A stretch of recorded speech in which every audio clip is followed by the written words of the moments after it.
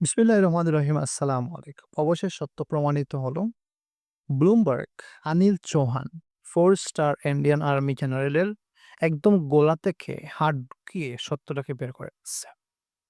সে কোনো সাধারণ পদধারী না, 2nd chief of staffs in Indian arm force.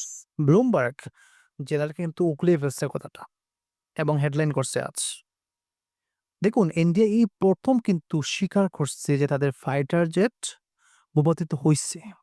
And সে আরো বলল যে পাকিস্তান আমাদের জেট শুটডাউন করছে এই যুদ্ধে।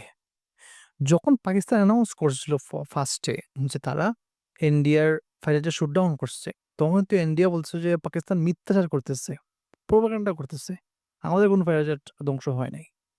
জেনারেল বলে যে ফাইটার জেট শুটডাউন হইছে, তবে কয়টা হইছে এটা দেখার বিষয় না। সে স্বীকার করতেছে না কয়টা হইছে এক্সাক্টলি, কিন্তু স্বীকার করতেছে হইছে।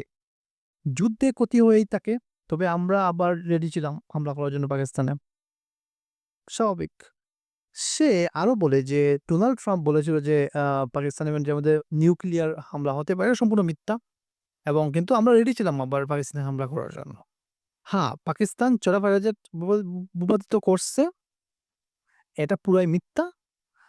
পাকিস্তান এয়ারফোর্স চোরাফাইটার জেট শুটডাউন করে নাই, সে বলতেছে আবার। এবং ফাইটার জেট ধ্বংস প্রায়ই হয়ে থাকে। মানে সে বলতেছে ধ্বংস হইছে কিন্তু ৬ টা শুটডাউন হয় নাই। আবার কি বলতেছে? যে যুদ্ধে তো এরকম হয়েই থাকে, সময়, সময় ধ্বংস হয়েই থাকে। এখন কোয়েকশন হতে পারে যে কি মজবুরি এমন হয়ে গেল ইন্ডিয়ার যে তারা স্বীকার করতেছে যে আমাদের ফাইটার জেট শুটডাউন হইছে, রাফেল শুটডাউন হইছে। কেন? আসল কারণ হচ্ছে ওদের পেট্রোল-পেতা শুরু হয়ে গেছে। ফ্রান্স কিন্তু এই ভূপাতিত নিয়ে কিন্তু রিপোর্ট রেডি করতেছে। এবং খুব তাড়াতাড়ি সময়ের মধ্যে কিন্তু ওরা এই রিপোর্টটা পাবলিশ করবে। এইজন্য ইন্ডিয়া আগেভাগেই আসলে স্বীকার করে নিচ্ছে যে হ্যাঁ, আমাদের ভাইরাসের শোডাউন হইছে। কিন্তু কয়টা হইছে এটা বলতেছে না। রিপোর্টে আসবে হয়তোবা। এবং এবার বান্ডা ফুরে যাবে ইন্ডিয়ার। আর এইজন্যই ওরা স্বীকার করতেছে।